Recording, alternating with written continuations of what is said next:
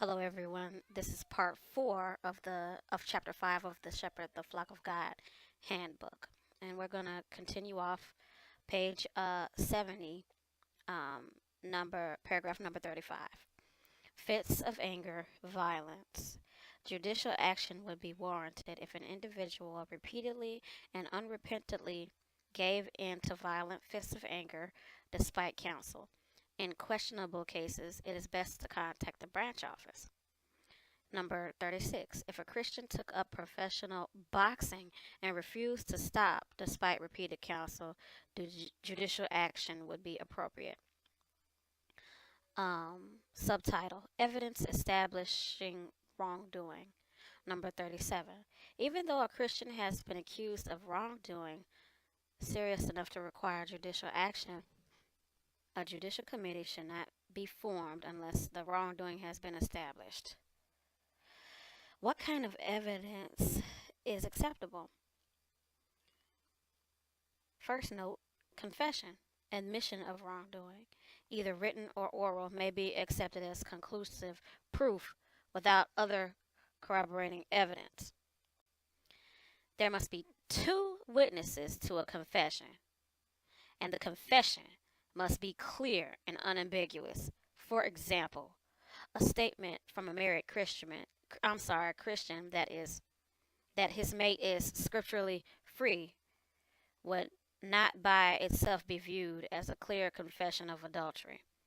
A guilty plea entered in court by a Christian as part of a plea bargain, perhaps on the advice of an attorney so as to avoid the possibility of a harsher sentence, would generally not in itself be viewed as an admission of guilt in the congregation. Part B of paragraph 37. There must be two or three eyewitnesses, not just people repeating hearsay. No action can be taken if there is only one witness. Part C of paragraph 37. If there are two or three witnesses to the same kind of wrongdoing, but each one is witness to a separate incident, the elders can consider their testimony. While such evidence is acceptable to establish guilt, it is preferable to have two witnesses to the same occurrence of wrongdoing. Next, the testimony of youths may be considered. It is up to the elders to determine whether the testimony has the ring of truth. Next, the testimony of unbelievers and disfellowshipped or disassociated ones may also be considered, but it must be weighed carefully. Chapter number 38. If wrongdoing has not been established, but serious questions have been raised, the body of elders should appoint two elders to investigate the matter promptly. For example, there may be just one witness. If so, it would be loving for the witness first to confront the accused and encourage him to take the initiative to approach the elders. The elders can then allow the accused a few days to approach them. For the witness by himself to confront the accused may not be advisable in all cases. For example, if the witness and the accused were involved in sexual immorality together, or if the witness was a victim of incest or raped by the accused, or is a child and the victim of sexual abuse, or it may be that the witness is extremely timid. Whether the witness approaches the accused or not, the two elders appointed should speak with the accused regarding the accusation. Number 39. I'm sorry. I'm losing my properness here because I'm getting angry reading this. If the accused denies the accusation, the investigating elders should try to arrange a meeting with him and the accuser together. Do you know how long this would actually take in real life? goodness. Anyway, moving right along. Note, if the accusation involves child sexual abuse and the victim is currently a minor, the elders should contact the branch office before arranging a meeting with the child and the alleged abuser. Are you? Mm, I'm trying not to put too much commentary into this. Moving right along, if the accuser or the accused is unwilling to meet with the elders, or if the accused continues to deny the accusation of a single witness and the wrongdoing is not established, the elders will leave matters in Jehovah's hands. Mm, are you serious right now? Continuing on, the investigating elders should compose a record, sign it, put it in a sealed envelope, and place it in the congregation's confidential file. Additional evidence may later come to light to establish matters. This is the worst thing I've ever read in my entire life. Next, subheading.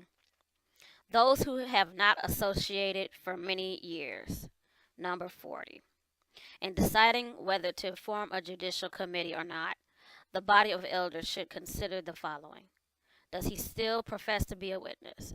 Is he generally recognized as a witness in the congregation or the community? Does his conduct continue to affect any other person, such as in some cases of adultery or child abuse? Does the person have a measure of contact or association with the congregation so that a leavening or corrupting influence exists? Is the person willing to meet with a committee, thus admitting accountability to the Christian congregation? Paragraph 41. Depending upon length of inactivity and other factors suggested above, elders may determine to hold the matter in abeyance. In such a case, they would make a record of the person's questionable conduct for the congregation file. When the individual again shows interest in returning to the congregation, they can clarify these matters. Paragraph 42. If the sinful conduct is known only to believing family members and no congregation action has been taken, believing relatives will likely determine to curtail family association severely, viewing the relative as bad association. Next subheading, wrongdoing that occurred in years in the past. Paragraph 43. Depending upon the circumstances, the situation may need to be handled by a judicial committee. But if the immorality or other serious wrongdoing occurred more than a few years ago, and the individual is genuinely repentant and recognizes that he should have come forward immediately when he sinned, good counsel by elders may be sufficient. Number 44. The body of elders may appoint 2 elders to gather the facts.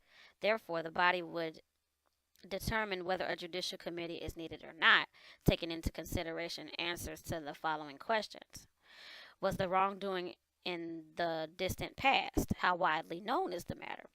Does the erring one show evidence of spiritual progress and as opposed to evidence that progress is being hindered? Will counsel be sufficient to restore him, or will more be required for him to have a clean conscience? Are their works befitting repentance? Did he voluntarily confess, or did the matter come to light by other means?